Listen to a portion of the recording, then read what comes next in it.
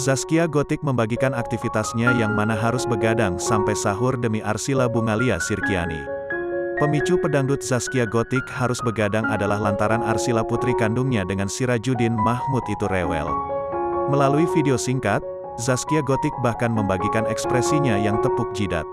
Setelah tidak tidur semalaman karena merawat Arsila yang rewel, ibu hamil tersebut juga harus bangun dini hari menyiapkan makanan untuk sahur. Hal itu dilakoni Zaskia Gotik seorang diri di rumahnya. Meskipun demikian, Zaskia Gotik tetap merasa menikmati profesinya sebagai seorang ibu untuk Arsila sekaligus istri bagi Sirajuddin Mahmud. Sebelumnya, pedangdut malah terpisah rumah dari sang suami, Sirajuddin Mahmud. Zaskia Gotik memilih pulang ke rumah orang tuanya di Cikarang, Bekasi, Jawa Barat.